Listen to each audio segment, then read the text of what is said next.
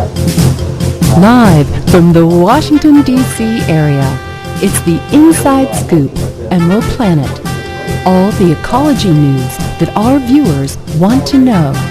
Now, here's your host, Executive Director of the EmeraldPlanet, Dr. Sam Lee Hancock. Hello, it's good to be with you this evening. I'm Dr. Sam Hancock, the Executive Director and President of EmeraldPlanet in Washington, D.C., USA. Thank you for being with us. We're going to be talking about natural resources, the conservation and the destruction of these natural resources around the globe. As we've talked about in past television programs, almost 2 billion people, almost 1/3 of the population of the entire globe, do not have access to adequate water, health care, education, and power. And one of the things that we're going to be talking about is how natural resources directly relate to power and all the other needs that we have, because we need to look at this from the standpoint of sustainability as we go through into the 21st century. So instead of using up these natural resources, we need to make sure that we're renewing and allow future generations to be able to enjoy the quality of life, and actually more than that, to have an increase in the quality of life while we protect the environment. We have a very young man with us this evening that's going to lead off as far as our guest, Larry Silverman, who is an attorney. Larry, thank you for being here. Great to be here, Sam. He is a young man, although he's been practicing law and a professor and many other things for about 40 years now, I think. Yeah. And he's very active with the bar in Washington, D.C. and surrounding jurisdictions. And also he's a professor for environmental law and policy at Johns Hopkins University, the Washington, D.C. branch. So Larry, thank you for being with us, and just tell us a little bit of your background, how 40 years ago, because you were really a pioneer in those days, would you get involved in environmental law and policy? Well, I'm one of the few environmental lawyers I know who never took an environmental law course, because the University of Pennsylvania, where I went to law school, didn't offer them at the time. Oh, so you really were ahead of the curve then. Yeah, I was. I got my first job out of law school with Ralph Nader, so he set me on the path, and I have not been able to get off of it since then, and had a chance to work on the first Clean Air Act, first Clean Water Act, and many subsequent things. Not that I mean, I played a small part, but I played a part, and it's nice to be part of that. Well, going back 40 years and the work that you were doing in those days, that really set the nomenclature, the terms, the philosophy, the terminology that we're using here in the 21st century. And without those early pioneering days and probably kind of stumble-bumbling along and creating things, it would not be possible where we are in the 21st century. Well, I had a great asset of being sort of ignorant. I think if I knew then what I know now, I wouldn't have even tried. But not knowing a lot, you just sort of look at problems and see, oh gosh, this air pollution is killing people. Right, and of course in those days, I can remember well in the early 70s where you had many of the rivers in the United States and around the globe, spontaneous combustion, they would catch on fire. Right. And I know when I was living in Ohio, the Akron and Youngstown, those places, they said they would have anywhere from 5 to 7 fires a day on the rivers there because of all the chemicals and the pollutants that were going in. No fish, right, were all dead. So in many ways, we've made tremendous strides over these last 40 years. Yeah, we prevented a real catastrophe from happening here in our country. Tell us a little bit, Larry, about your practice. Maybe one of the two of the ideas that that you remember now that you really worked on in those early days that now have come to fruition. Well, right now, mostly I do legislative work. I'm a lobbyist. I work for towns that have that big L word. That big L word, but I'm on the right side.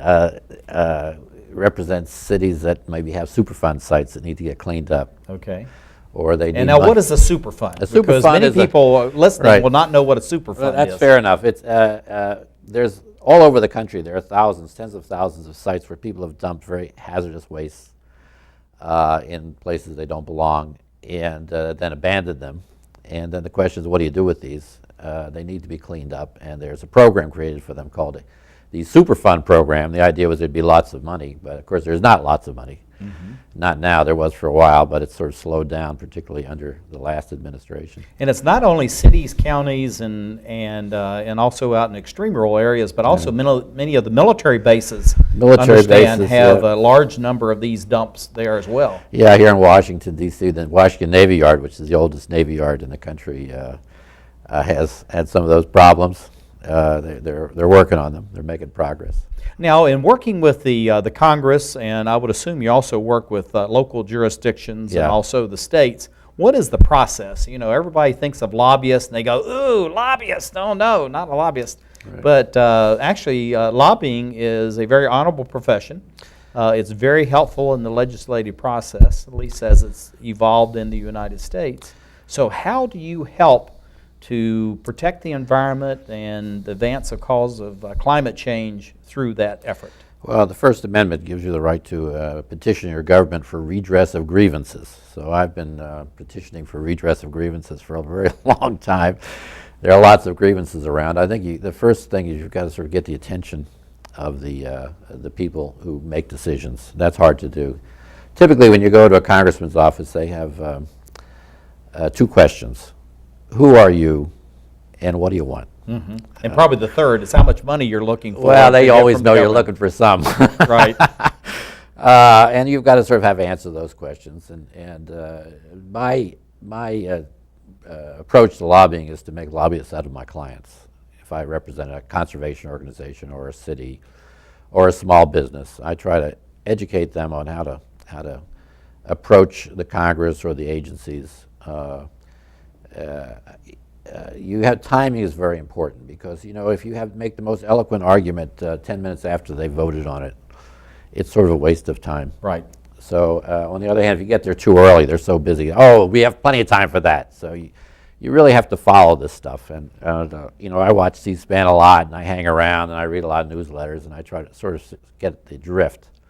What's the market doing today? So you're trying to, it's just like in many professions now, you're trying to anticipate where the legislation or where the body politic may be going, right. And it's just like one of the notions of leadership, find a parade and get in front of it. Get in front of it, that's right. And you know, and also sort of how do you cast your interest? You have an interest, you need to understand what you want. I think the biggest problem I have with a lot of my clients is they don't quite know what they want.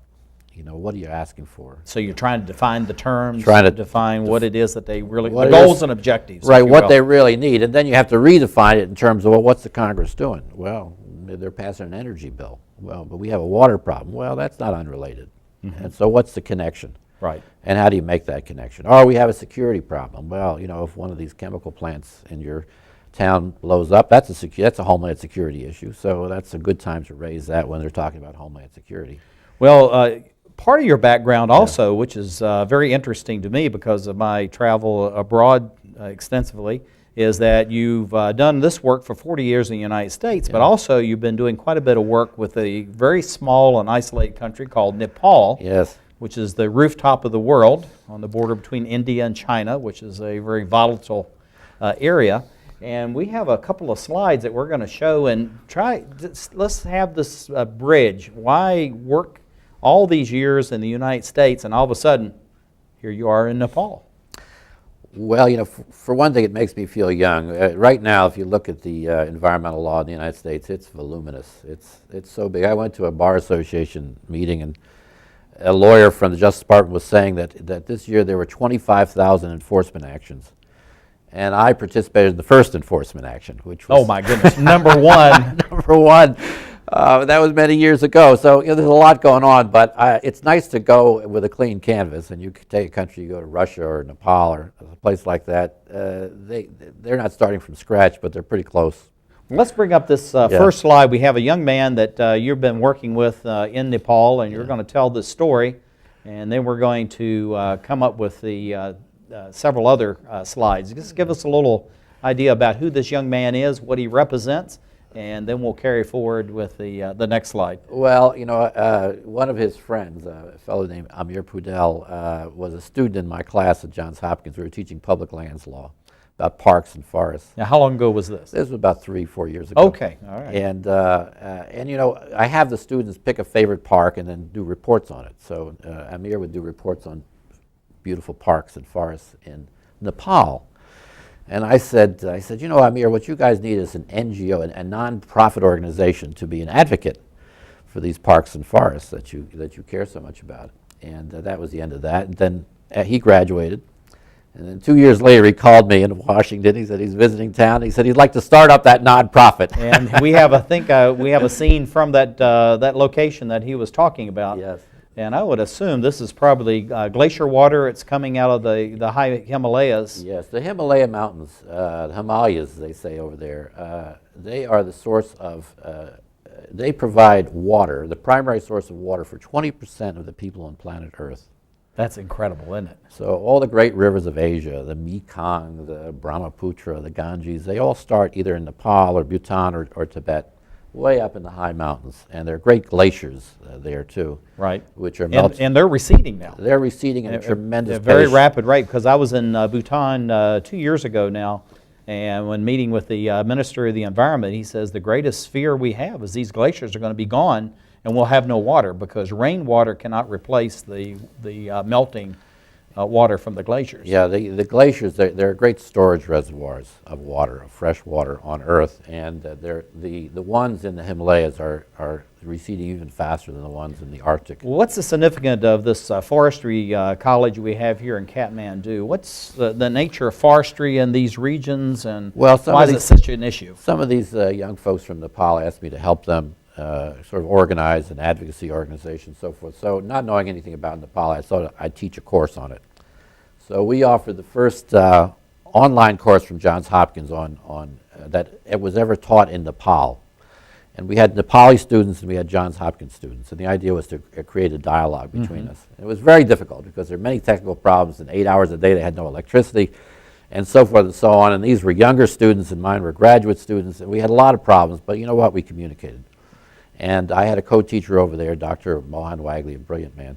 And we were able to really, I was able to learn. I learned the most, but I think everyone who participated learned a lot about forestry and agriculture in Nepal and some of the problems over there. And also the water and other issues. Yeah, and you realize if you're, when you study these things, that this drinking water supply for a large part of the Earth, it's really, with the glaciers melting, all these problems, one of the most important things you have to do is to protect the forests.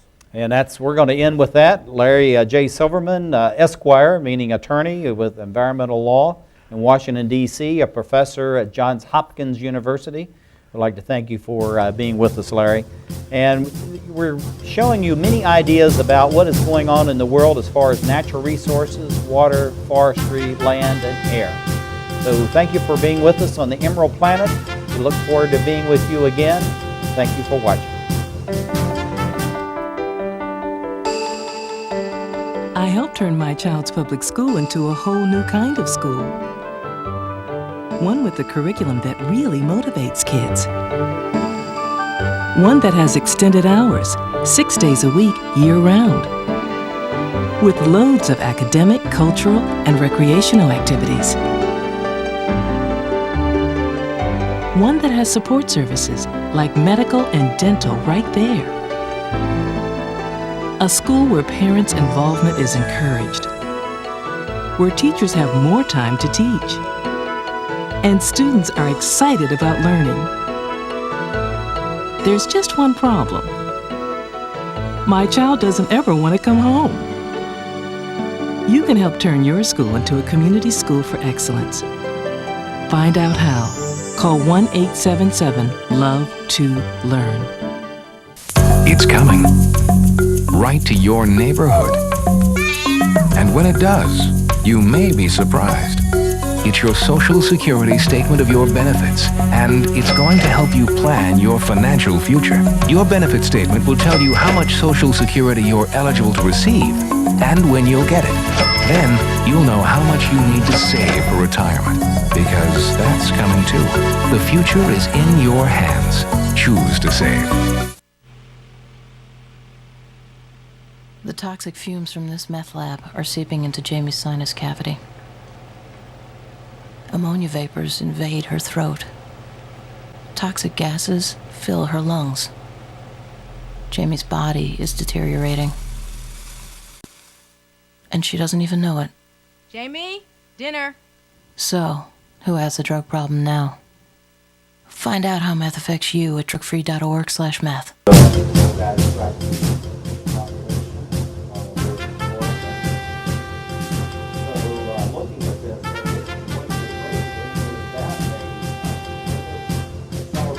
We're back to the Inside Scoop Emerald Planet. Here again, your host, Dr. Sam. Thank you for being with us as we talk about the theme of natural resources, their protection, their development, and how they are affecting the planet in the 21st century.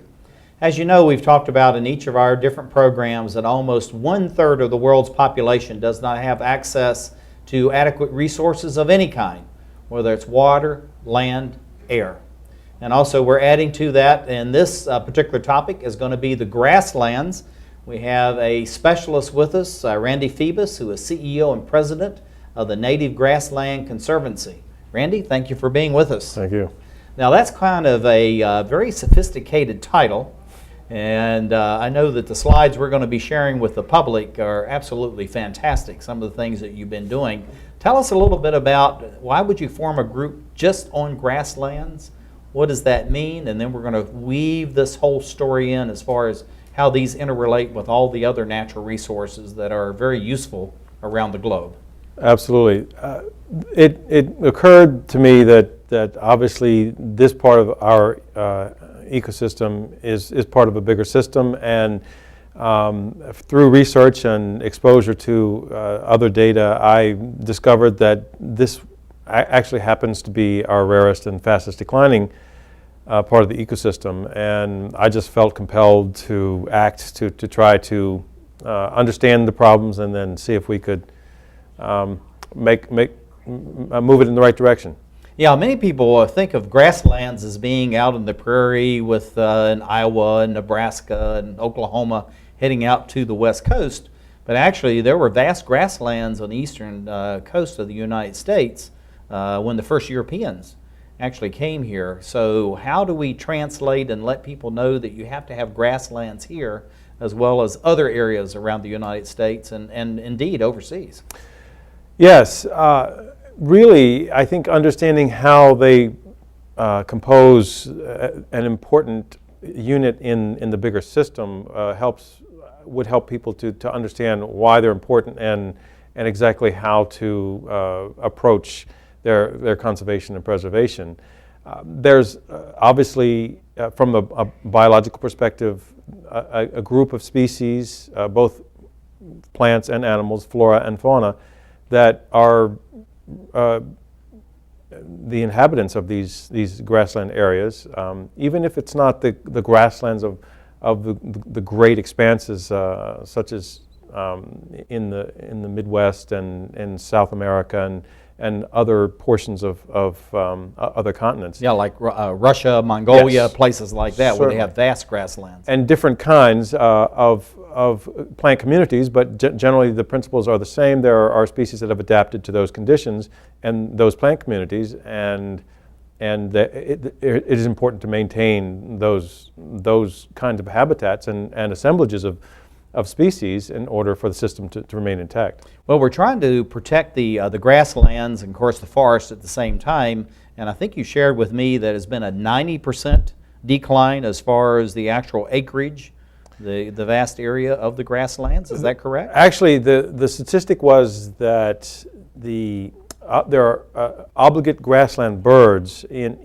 specifically this statistic is relevant to the state of Maryland, and the concept of obligate grassland bird means that they require this kind of specialized habitat in order to successfully increase their numbers. Now, would this be true all over the globe as well? So you have this direct causal relationship between the animals, the birds, and the grasslands? Sure, and not just birds. Obviously, the birds are part of a system, and they require other species that are also inhabitants of that kind of habitat in our ecosystem. So, so they require insects for feeding their young, and And the insects require that kind of habitat in order to reproduce and complete their life cycle. So it's really kind of a elegant organization of natural processes, and that's why, one of the reasons why I took an interest and decided to focus on this. And so the obligate grassland birds in Maryland have declined by 90%, which is, to me, a kind of an alarming statistic.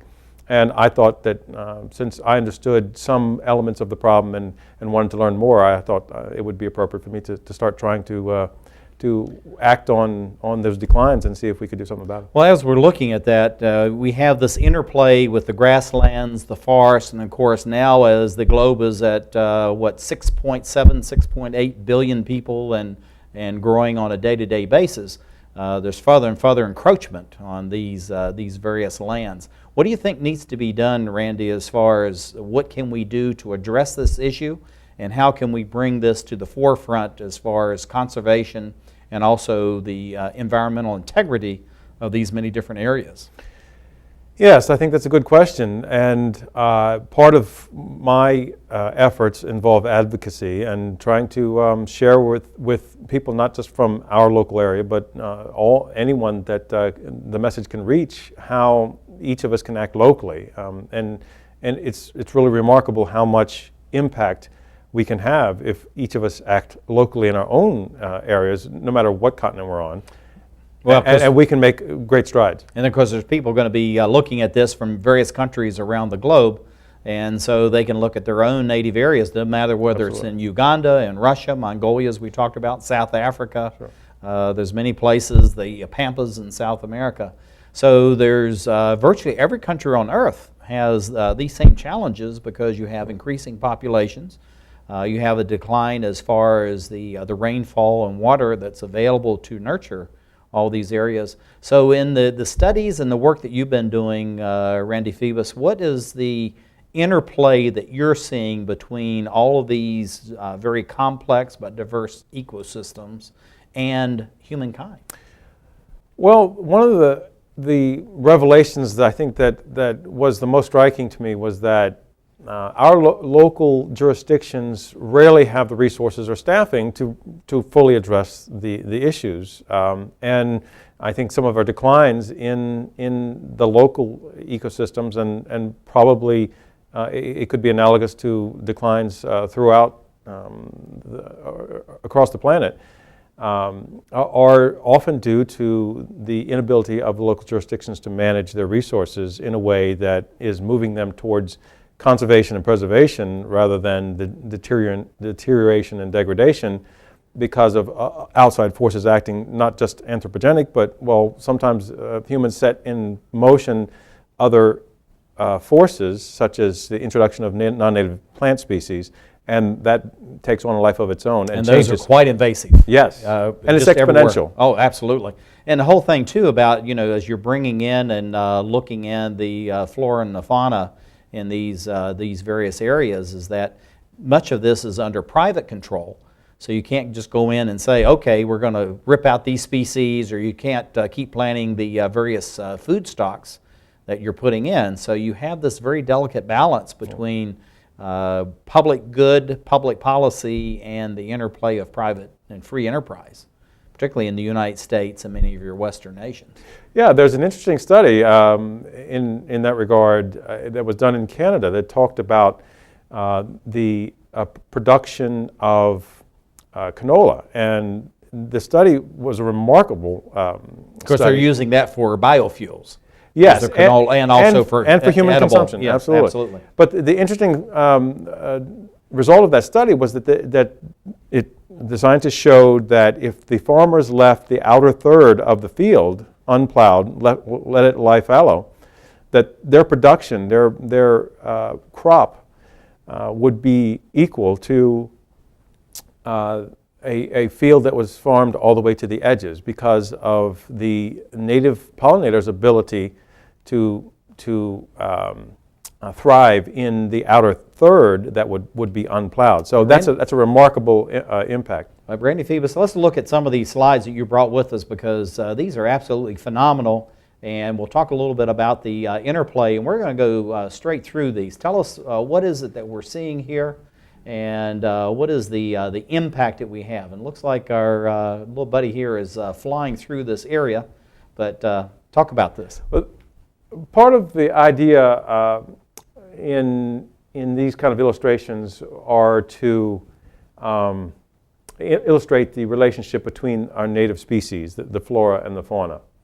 And this is one of our native dragonflies, and each of them have certain adaptations and require certain conditions. And that's part of what we've undertaken as a nonprofit, is to try to understand their adaptations, their requirements, and try to begin to conserve those elements that will contribute to the thriving of those species. Well, let's go to this next one. We're going to just march right through here. Tell us what we're seeing now, and the impact of what this particular insect has on this ecosystem. Okay, this butterfly is called the Baltimore checker spot. It is the state insect of Maryland, it happens to be. But it is a good example of the important relationship between plants and butterflies. And this is another obvious illustration between a relationship between the flora and the fauna, the native animals and native plants. And this is a native thistle that is very important to our pollinators that are declining.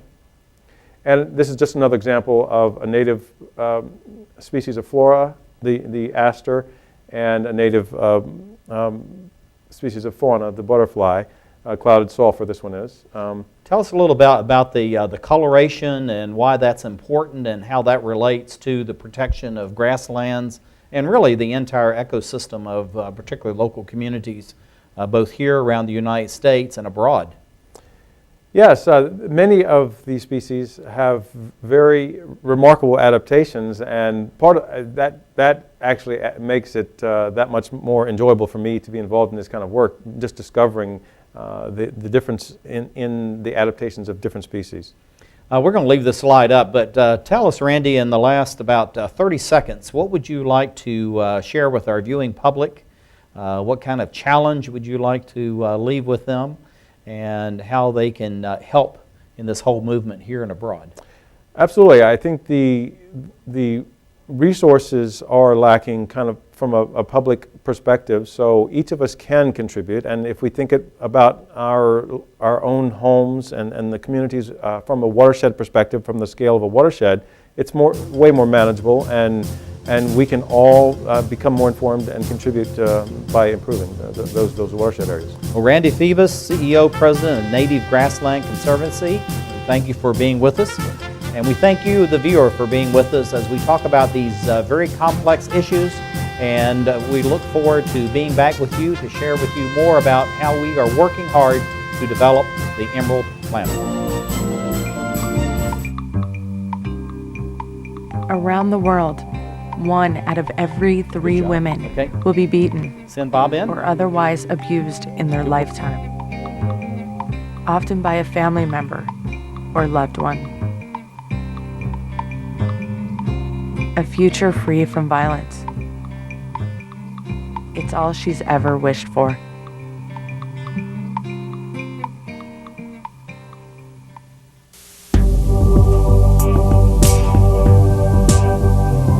Did you know you have the power to stop children from joining gangs? You can help a father find a job and home for his family.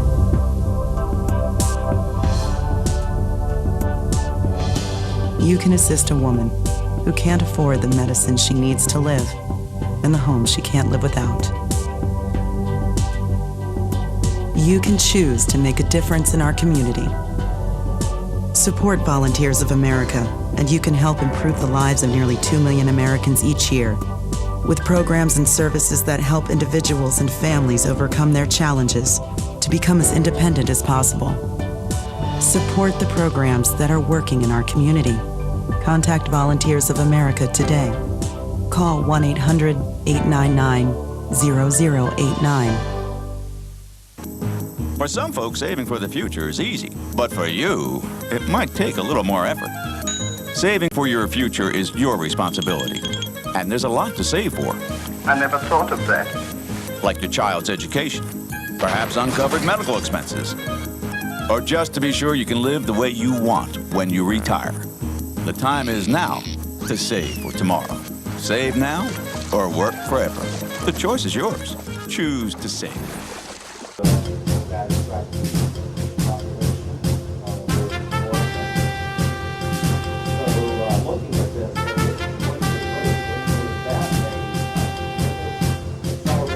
We're back to the Inside Scoop Emerald Planet. Here again, your host, Dr. Sam. Thank you for being with us as we talk about natural resources. I'm Dr. Sam Hancock in Washington, D.C., EmeraldPlanet, its Executive Director and President. And as you know, we have many experts from around the globe that are talking with us about how we can protect the climate, how we can bring the resources and protect and not only conserve, but also develop the resources that are needed to enhance the quality of life for this globe's ever-expanding population, now heading towards 7 billion people. And each day, almost 1/3 of those people do not have adequate resources of any kind. And one of the things that we have been talking about, and we have an expert with us tonight that's working around the globe in the B countries, Benin, Brazil, Bhutan, and many others, is Robert A. Freling, and he's the Executive Director of the Solar Electric Light Fund, or SELF, as it's called. And Bob, thank you for being with us. Good evening, Dr. Hancock. And what we're talking about is, we've been talking on these shows about how we need to conserve the natural resources that we have, which is the air, water, and land, and also the forest, and everything that goes to enhance those. But the whole point of this is how can we take renewable resources, renewable energy, which there is free, it's available, and make it work for us. And Bob Freling has been doing this in a number of different countries, again, the B countries. We're going to see some slides of those. But Bob, tell us about SELF. What was the origin? And then we'll start talking about some of the positive impacts of SELF is bringing about around the globe.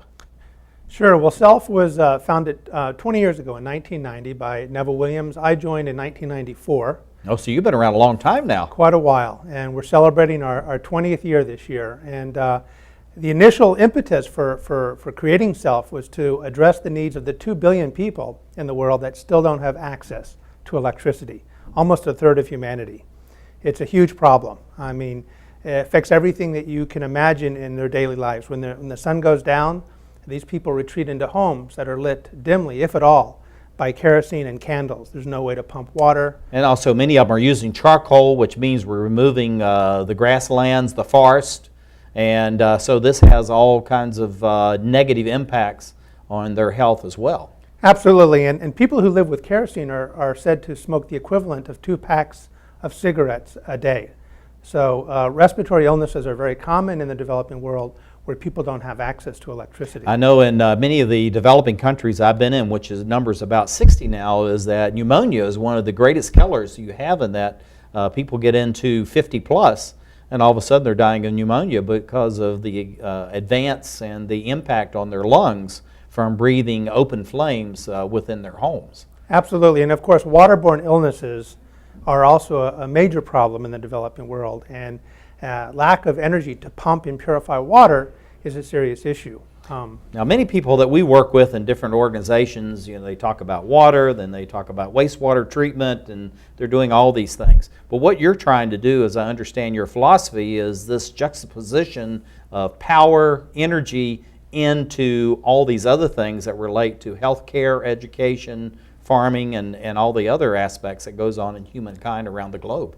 That's right. When SELF was founded, our focus initially was on household lighting, just bringing solar lights into people's homes and giving their children an opportunity to read and study at night, to no longer have to breathe in kerosene fumes, etc. But as the mission evolved, we decided to expand the mandate to look at other ways in which we could harness solar power to address needs in the areas of health, education, and economic opportunity. So we're now providing solar applications for water pumping, for electrification of schools and clinics, for powering irrigation systems and wireless communication systems. So what has evolved is this comprehensive notion of village empowerment, where solar energy is used as an enabling technology to kickstart all of these improvements across the board. And if you look at this, Bob, too, this is in essence pure democracy in action, because what you're doing is you're breaking the monopolies that many countries have, even in the United States, and you're taking and bringing the power down to the lowest common denominator, which is not just the village and the community, but also to the household itself. Power and information, because one of the advantages of using solar electricity is that it's easily combined with wireless communications. And so we've actually been at the forefront of combining these two technologies, solar and wireless, to bring voice and data connectivity to these remote villages. And when you bring access to the world through the internet and through wireless communications to a family or a community, you've empowered them in countless ways. Well, Bob Freling, one of the things about this too, starting in 1990, this is actually the internet really came online as far as the general public is concerned in 1994, even though it's been around for 40 years. So you really had 4 years kind of, if you will, ramp up to get ready for the internet, and probably most of the people involved didn't even realize the internet was going to be there and be as big, as important as it is in the 21st century. Let me share a little story with you. In 1999, 2000, we were working in South Africa, and I met a principal of a high school there in KwaZulu-Natal, and was describing the internet, and he told them how wonderful it is. It sounded great to him, but then he said, "I'm sorry, we can never bring the internet to my high school because we don't have electricity to even run computers." So we then proceeded on a program to provide the high school with both power for computers and a satellite dish, which delivered internet access to the school. Well, we're going to switch to some slides here and talk about some of these things. And so if we can bring this first slide up, tell us a little bit about this. What is the impact of what we're looking at here, Bob? And not just the standpoint of where it is and, you know, this is a nice thing, but as we look at this terrain, we don't see any power lines.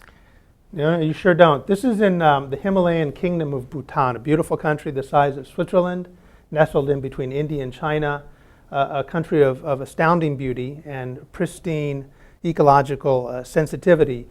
We were asked by a local conservation group to go into a particular valley, Pobjika Valley, to provide solar lights to these homes to reduce pressure on the families to cut down the trees and burn the wood chips to light their homes. So the idea of introducing clean solar lighting to these homes was helping to preserve the habitat of this valley, and which also happens to be where a group of black-necked cranes winter every year. So we were helping to preserve the black-necked cranes by bringing solar power to this valley. And also we look in the back there, one of the things that most people don't know, that the king, the immediate past king of Nepal, on June the 6th each year, he wants every man, woman, and child in Bhutan to plant 100 trees.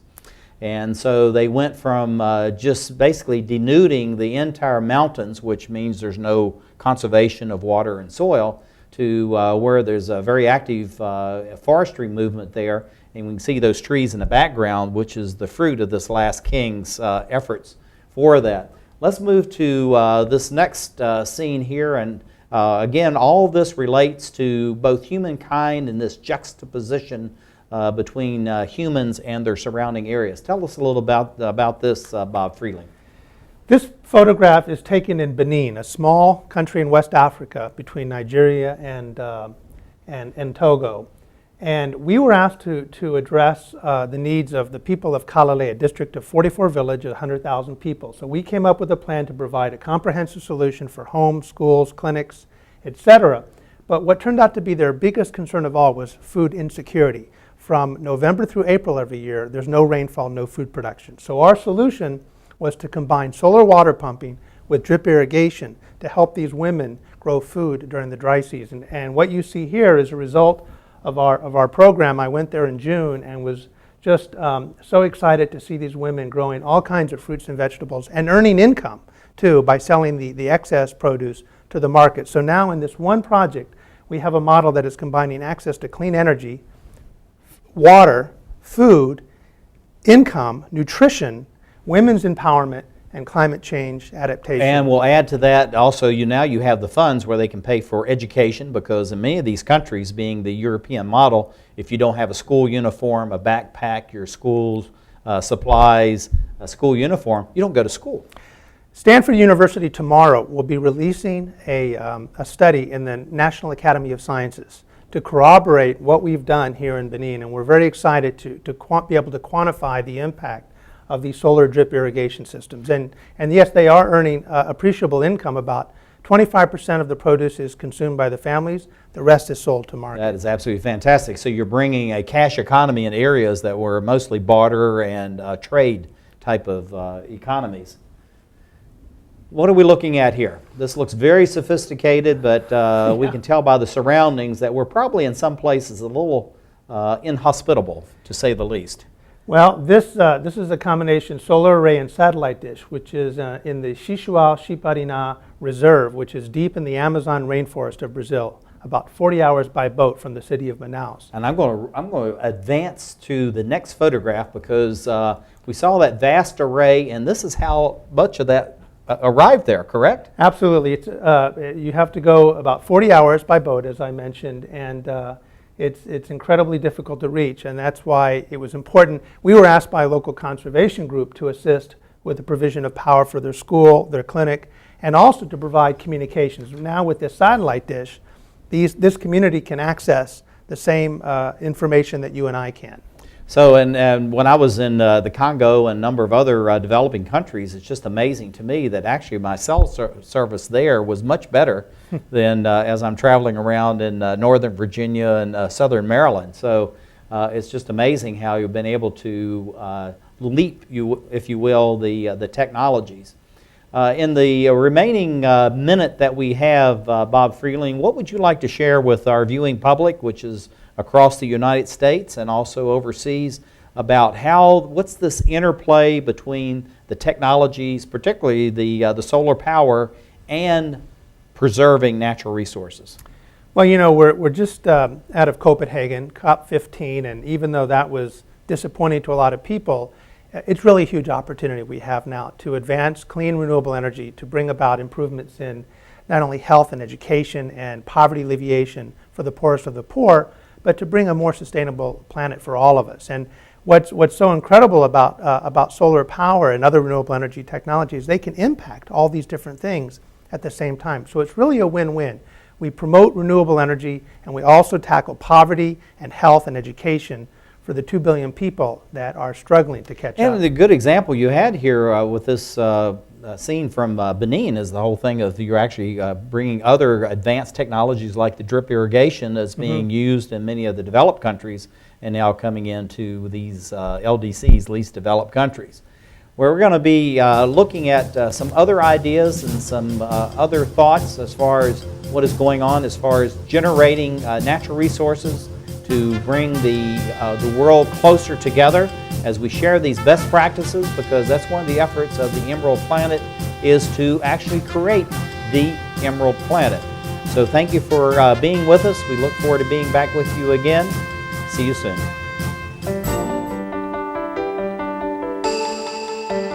I helped turn my child's public school into a whole new kind of school. One with a curriculum that really motivates kids. One that has extended hours, 6 days a week, year-round. With loads of academic, cultural, and recreational activities. One that has support services like medical and dental right there. A school where parents' involvement is encouraged. Where teachers have more time to teach. And students are excited about learning. There's just one problem. My child doesn't ever want to come home. You can help turn your school into a community school for excellence. Find out how. Call 1-877-LOVE-TO-LEARN. It's coming. Right to your neighborhood.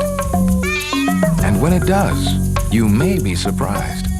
It's your Social Security statement of your benefits, and it's going to help you plan your financial future. Your benefit statement will tell you how much Social Security you're eligible to receive and when you'll get it. Then you'll know how much you need to save for retirement, because that's coming too. The future is in your hands. Choose to save. The toxic fumes from this meth lab are seeping into Jamie's sinus cavity. Ammonia vapors invade her throat. Toxic gases fill her lungs. Jamie's body is deteriorating. And she doesn't even know it. Jamie, dinner. So, who has the drug problem now? Find out how meth affects you at drugfree.org/meth.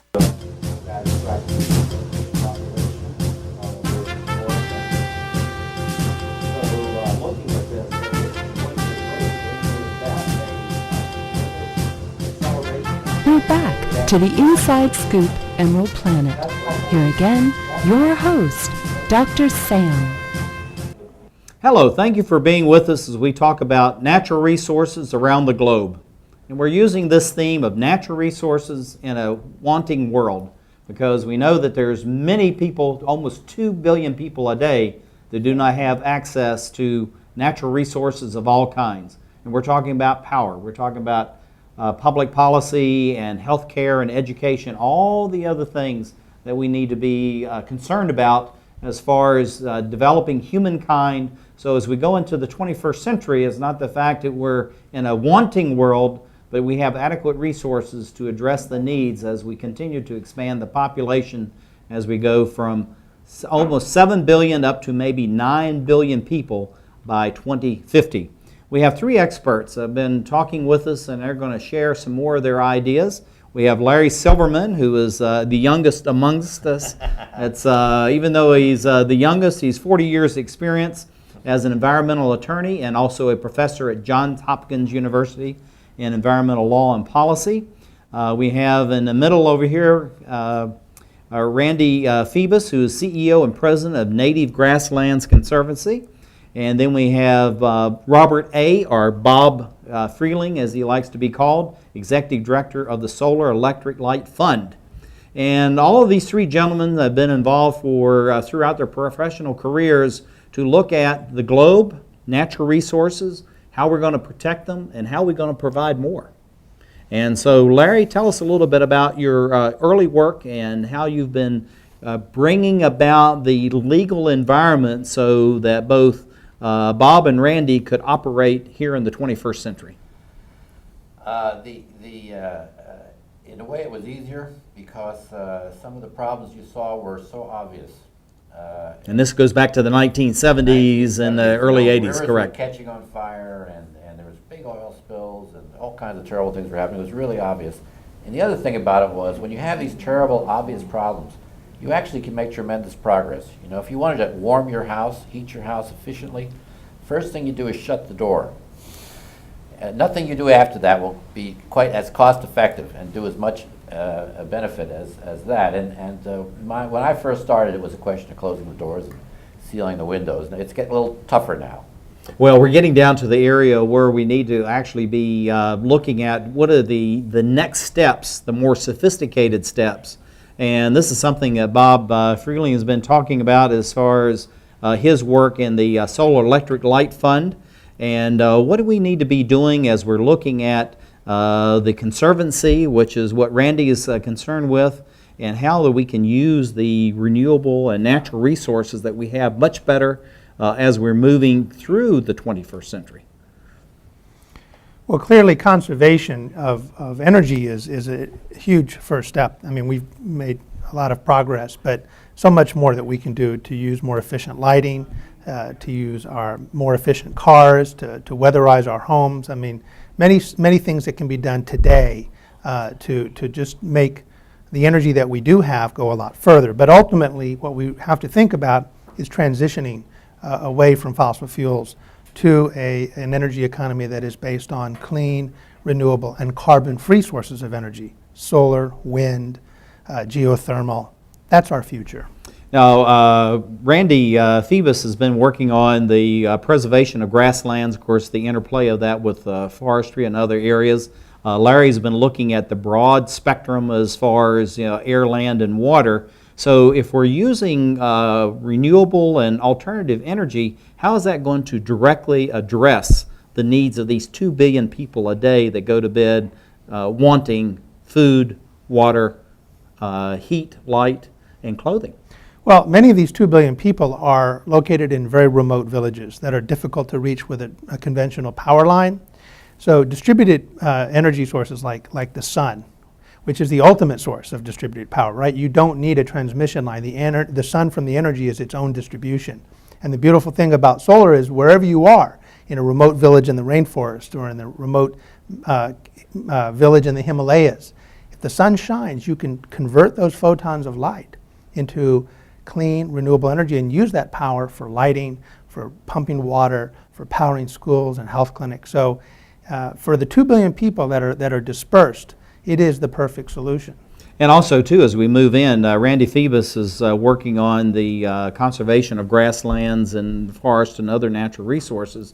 And Randy, what do you see as far as the interplay among all these different resources that you're looking at? But also, we're adding into that the fauna, the various insects, the animals, and others that are interplay there. How does that relate to everything that we're talking about right now? Well, from understanding the relationships between the components of our ecosystem, the species that actually compose our ecosystem, most scientists have come to the realization that it all works together to benefit the entire planet. I mean, really, everything is contributing to even the wealth of the system, the ecosystem, but also to the health and welfare of the human community. And it is a marvelous system that is very resilient and works very well. And we really need to understand what it needs and try to provide as much as we can to allow its function so that all of us would benefit. Well, how do you see, Randy, Bob Freling and what he's doing as far as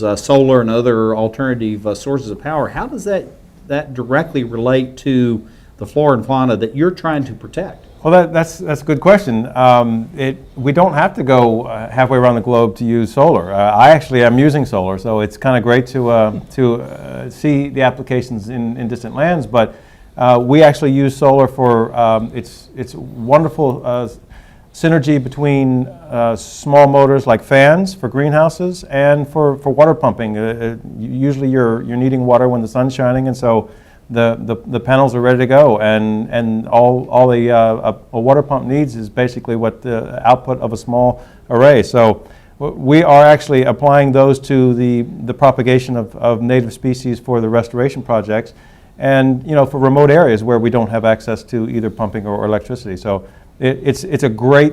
I just love the concept of power coming from the sky and energizing what mechanical things I have in front of me. It's incredible. Well, Larry Silverman, this is something you've been working on for the last 40 years, is to move us in the direction of using these alternative sources. What types of changes have you seen? Now, these gentlemen are looking at it from the best practices of technologies, processes, and products, but you're looking at it from public policy and also law. How do you see that juxtaposition and that interplay between law and policy and allowing the best practices to work? Well, when I first started, the most important tool you had was a big stick to beat people around the head and shoulders and to embarrass them and to call them out and so on, and to get them to want to do the right thing, which they didn't always want to do. That's changed. That's really changed a lot. It doesn't mean the problem is solved. Most people I deal with, whether in corporations or cities or in politics, they want to do the right thing, and they have some idea of where that is. And not always, but usually they do. But they still haven't quite figured out how to manage that. That it becomes a management task. It becomes it's hard for people in the places where Bob is working. It's hard for people sort of think, well, what we have to do is replicate or duplicate whatever they did in the West. So if they had big telephone lines, we should have big telephone lines. Well, you know what? Bob's proving that's not necessary. Yeah, it's not even a good idea. And it's a bad idea. we need to throw in here, we've been talking about his B countries, Brazil, Benin, and Bhutan, and a number of other places, very small. And also, too, is that you've re-energized your practice and your work, because you're now working in a very small, isolated country, Nepal. And so how do you see the policy and the law development in the United States and Western societies now being applied in places like Nepal and these other countries where Bob has been working? Well, I think we need to give these people more support. The kids that I work with, the students, they're the front line. You know, now, when you say kids, these are really universities. University students, college kids. They're in their 20s. They're kids to me. They're younger than my children. Okay. And they're the front line. You know, if the forestry students in Nepal are not given a chance to do what they dearly want to do and preserve their forests and their species, the whole world will suffer. Yeah, let's bring up a couple of these slides if we can. We have one of these fantastic waterfall that we were looking at earlier, and let's look at that as it relates here. And then I'm going to have Bob comment on that as well. We're looking at the runoff here from the glaciers. And of course, in order to allow this runoff to happen, this goes to Randy's comment, is we have to protect all of this. Right. And so that's the policy and the law aspects. How does that relate into these places like Nepal, Bhutan, and other areas, Larry? Well, these places have traditions of stewardship, which are being spoiled. Either where the Chinese run things in Tibet, they have no regard for their traditions, and where the Western aid establishment comes in, they sometimes think they know everything when they come in. So I think what's to me the most exciting thing is to see some of these, particularly the young people, going back to the land, really looking at it. You know, when I gave them assignments, one of the assignments I said, go to your village and tell me how the water system works. And we have this photographed right here, Larry. If we can talk about what we're looking at here. This is the Kathmandu Forestry College. And then we're going to go right into Bob as far as how this could directly relate with his solar and alternative energy work. Tell us a little bit about these people and why this is important. I love these kids. This is the most important forestry project in Nepal, in the Himalayas, in my opinion. These 40 or 50 kids. If they can't do what they need to do, if they can't have internet, if they can't have electricity, if they can't stay in their own country to make a living doing what they really want to do, we're toast. Forget about trying to do anything about the climate. There's not enough windmills to make up for the lost forests of Nepal. Just not enough. So I'm trying to figure out, how do we support these guys? You know, Randy Pheobus, you got about 15 seconds. What's your challenge to the listening public around the globe? Well, the projections for the next 2 decades are that from the current rate of loss of species is 20 to 30,000 a year, and the projections are by scientists in the next 2 decades is 200 to 300,000 species a year we are expected to lose. So the time to act is now. Thank you to our listening and viewing public around the globe for being with us as we talk about natural resources, the protection, the development, and as we work towards developing the Emerald Planet for you and all of humankind. Thank you.